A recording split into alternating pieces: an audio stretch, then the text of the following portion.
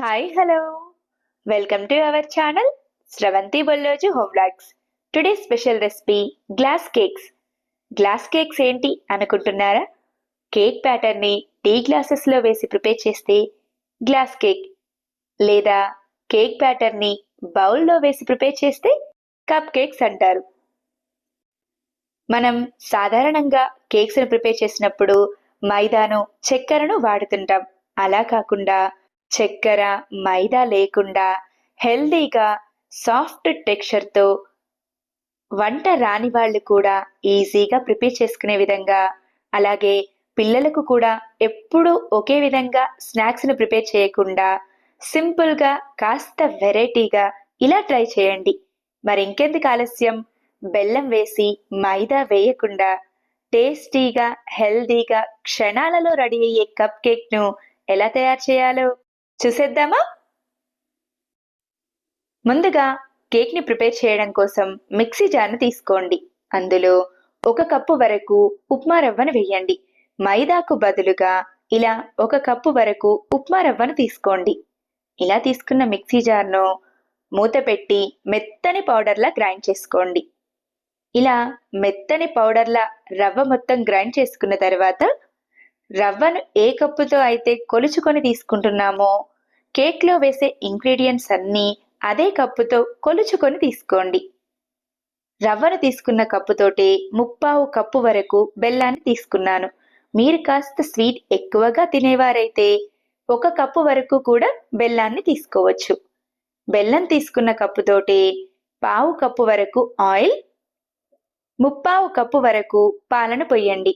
పాలు పోసిన తర్వాత చిటికెడంత సాల్ట్, 1 స్పూన్ వరకు బేకింగ్ సోడా, ఇంట్లో బేకింగ్ సోడా అందుబాటులో లేకపోతే 1 స్పూన్ వరకు వంట సోడాను కూడా వేసుకోవచ్చు.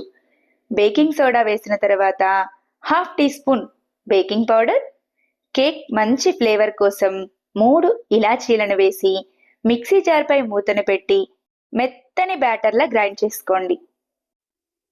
కేక్ బ్యాటర్ కాస్త థిక్గా వచ్చేసింది. ఇలా ఉండకూడదు కాబట్టి మరొక 1/4 కప్పు వరకు పాలను తీసుకొని కొద్ది కొద్దిగా వేసుకుంటూ బ్యాటర్ రిబ్బన్ కన్సిస్టెన్సీ వచ్చేలా కలుపుకోండి. పాలను ముందుగానే ఎక్కువగా వేసి గ్రైండ్ చేయడం వలన బ్యాటర్ లూజుగా మారిపోతుంది. కాబట్టి ముందుగా 3/4 కప్పు వరకు పాలను తీసుకొని పిండిని గ్రైండ్ చేసుకున్న తర్వాత ఒకవేళ పిండి కాస్త థిక్నెస్గా అనిపిస్తే ఇలా కొద్ది కొద్దిగా పాలను వేసుకుంటూ గ్రైండ్ చేసుకోవచ్చు. నేను నార్మల్గా ఉండే పాలనే తీసుకున్నాను. కాచి చల్లార్చిన పాలనేమీ తీసుకోలేదు. కేక్ని ప్రిపేర్ చేయడానికి పిండి థిక్నెస్ ఇలా వీడియోలో చూపించిన విధంగా రిబ్బన్ కన్సిస్టెన్సీలో ఉంటే సరిపోతుంది. తర్వాత కేక్ని ప్రిపేర్ చేయడం కోసం గ్లాసెస్ని తీసుకోండి. మీ దగ్గర గ్లాసులు అవైలబుల్గా లేకపోతే కప్స్ను కూడా తీసుకోవచ్చు. ఏవైనా ఇలా అడుగు కాస్త ఫ్లాట్గా ఉన్న అన్నీ ఒకే సైజులో ఉన్న కప్స్ను తీసుకోండి. అప్పుడు కేక్స్ రెడీ అయిన తర్వాత చూడడానికి కూడా చాలా బాగుంటాయి. ఇలా తీసుకున్న గ్లాసుల్లోనికి కొద్ది కొద్దిగా ఆయిల్ని వేసుకుంటూ చేతి వేళ్లతో ఆయిల్ అంతా గ్లాస్కు అప్లై చేయండి. ఆయిల్ కాస్త ఎక్కువగా అనిపించినా అడుగు భాగాన ఉన్న ఆయిల్ మొత్తాన్ని వేరొక బౌల్లోనికి తీసుకోండి. ఇదే విధంగా మీరు తీసుకున్న ఆయిల్ మొత్తాన్ని గ్లాసెస్కి నీట్గా అప్లై చేయండి. ఇలా నీట్గా ఆయిల్ అప్లై చేసిన గ్లాసులోనికి కొద్ది కొద్దిగా పిండిని గ్లాస్లోకి వేసుకొని ఇలా పిండి అంతా వీడియోలో చూపించిన విధంగా గ్లాస్ మొత్తానికి అప్లై అయ్యేలా గ్లాస్ మొత్తాన్ని రోల్ చేస్తూ చేతితో కాస్త తడుతూ ఉన్నారంటే పిండంతా గ్లాస్కి చక్కగా అప్లై అవుతుంది. ఇదే విధంగా మీరు తీసుకున్న గ్లాసులన్నింటికి పిండిని అప్లై చేసి తీసుకోండి. ఇలా నేను గ్లాసుల్లోకి వేసుకున్న పిండిని కూడా మైదా కాకుండా హెల్దీగా గోధుమ పిండి వేసి ప్రిపేర్ చేస్తున్నాను. పిండి గ్లాస్ మొత్తం అప్లై చేసుకున్న తర్వాత ఎక్స్ట్రా పిండి మొత్తాన్ని నీట్గా ప్లేట్లోకి తీసుకోండి.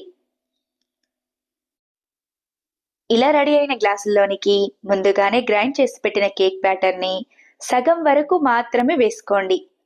కేక్ని ఉడికించేటప్పుడు బాగా పొంగుతుంది కాబట్టి ఇలా సగం వరకు మాత్రమే బ్యాటర్ను వేసుకోండి.